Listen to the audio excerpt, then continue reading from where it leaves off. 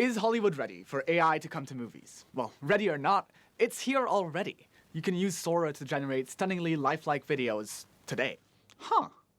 I wonder if you could use these to make actual movies. Well, people have been using AI to generate movies for a couple of years now. And just recently, TCL released Sunday to theaters, an AI movie. Was it any good? Welcome to the sewers. Now, they're not going to bite you, I promise. I don't like rats. But if you follow the rats, they'll lead you right to the elevator. Really not. Nothing lines up visually. It's almost all voiceover to hide the fact that they actually can't get the characters' lips to move. And the storyline definitely sounds like it was generated by AI. Okay, but why is this movie so bad? I thought the whole point of AI video was that you could customize your prompts to create the shots that no one has ever seen before. Creating an AI movie is difficult, but not in the same way that creating a real movie is difficult.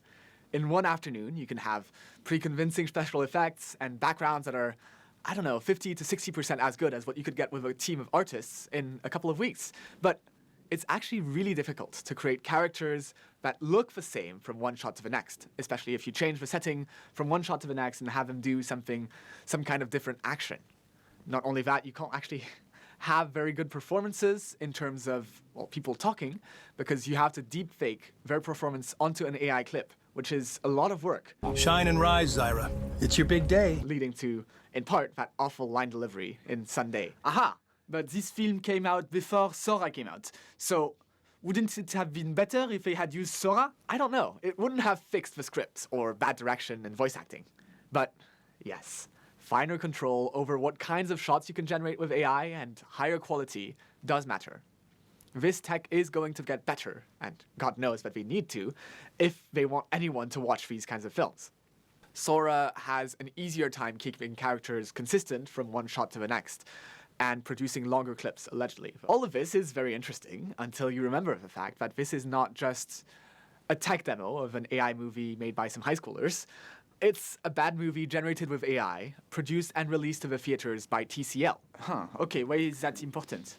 TCL is the largest TV maker in the world, and they also have an ad-supported streaming service that comes bundled in with their TVs.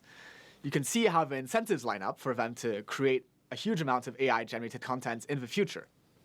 Given the technical and ethical issues that brings up, I'm not alone in finding that worrying.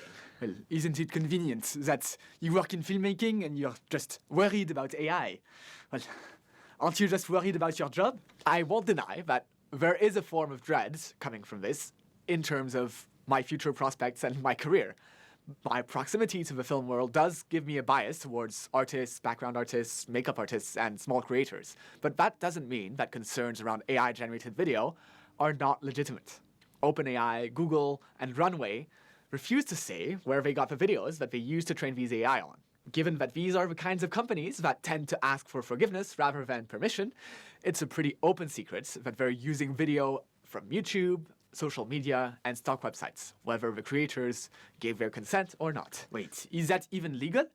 Aren't there some kind of, copyright protections for your work? Well, that was one of the reasons that American actors went on strike last summer. They didn't want their performances to be used to train AI or generate AI performances without their consent. That's all well and good for American actors, but where does that leave the rest of the world? Yeah, when all of this training data is mushed together into one AI model, it becomes very difficult to trace back where the inspirations for that output come from.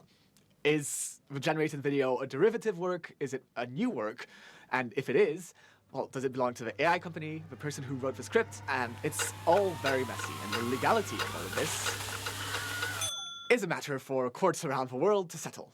Okay, so is TCL going to get in trouble in the future for using all these AI-generated tools? That sounds unlikely. As we've seen with past scandals in the film industry, people don't actually care that much about who's making the movies and how they're treated if the content of the movies is good. And we're not there yet anyways. But now that we have these AI tools, isn't it for the greater good that we are able to use them? There's lots of creative people that can use AI to empower their art. In the past, you couldn't have dreamt of making these kinds of special effects without a huge budget. Unlike you, there are lots of very creative people who are interested in using AI to enhance their artistic experience. These tools do have a huge potential and will allow artists to express themselves creatively. But regardless of what studios say, it will also mean that a lot of other artists will be out of a job. This AI has been trained on real data, real work that animators, filmmakers, sound engineers, and others have put their talent and time into. Companies like OpenAI are happy to have us talk about empowering individual artists. All of that makes it feel like a much fairer trade-off. One artist is losing out, another artist is winning. But framing it in that sense hides the fact that the people who are going to benefit the most from these AI tools are not the artists themselves. In the name of the greater good, OpenAI, Runway, and studios are likely to rake in a great amount of profits, while the artists who were used to train their work don't actually have any work left. Ah yes, sounds like the greater good is going to be greater for some people than some others. Okay, I can understand where you're coming from. Well, that's not all. We also don't know how much energy this kind of AI is using. Wait, that's a bit hypocritical for you to say. I mean, aren't film shoots using thousands of kilowatts to shoot even a single scene? Private jets aren't exactly eco-friendly. That is fair. Filmmaking is not green by any measure. And for example, just a random thought, Instagram were to start generating AI videos to make sure that you keep engaged, then that power bill could rack up. And using AI in Hallmark-style, like Christmas content, is kind of what TCL is going for with these AI tools. There's an audience, that's fair, and watching our service with a hole in the marketplace for theatrical rom-coms being prevalent. They're talking about this being a decision driven by, well, we don't have that content for this metric, instead of being driven by art. Okay, but aren't you being a little bit naive here? Creating content based on what sells is exactly what studios have been doing for decades. What's wrong and what's new with using AI to produce movies that wouldn't make financial sense to produce otherwise? What's different? Don't get me wrong, my criticism of AI-generated video is by no means a defense for how studios have been run in the past and are still being run. These studios are not as concerned with art as they are with the bottom line. And that's to be expected, given the current business environment that they involve in. But also, I don't think we should be defending them. And people underestimate how much heart and art goes into even bargain basement's low-quality Hallmark movies. Hundreds of people are working on these projects, and a lot of care is being put into it, from the acting to all kinds of departments on set. Okay, maybe there will be less people working on each individual movie, but what about the fact that there can be more movies produced? Isn't that kind of this rising tide that lifts all boats and allows more creatives to work on more and more ambitious projects? TCL does say that they're not looking to replace people. We're using writers, we're using actors and animators. We've been really fortunate to find a lot of great talent, etc., etc. You see, isn't this the kind of creative collaboration that you want to encourage? Well, I just don't think I agree. For now, of course, yes, they're using actors and animators, but they have no choice, because you can't create good AI-generated content without them, and even with them, debatable. If it becomes possible, though, for an advertising category like, say, Paris rom-com for women from 30 to 40 to be turned into a movie from a few clips, then it would also be naive to expect that these studios are going to keep all these people fully employed.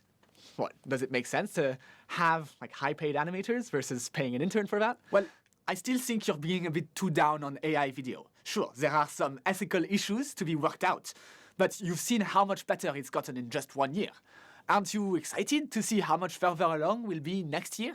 Well, these movies aren't good yet anyways. Until this was fully generated by AI stops being a catchy headline that we end up talking about, we'll still be seeing some projects that really don't make any sense and that there's no real audience for. Sunday still is the result of a lot of human work.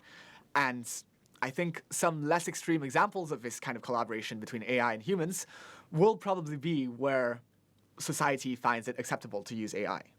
I'm not fundamentally opposed to AI-generated content, but as TCL presents it, these kinds of AI-generated films threaten to take away any form of actual art that was left in these low-budget movies.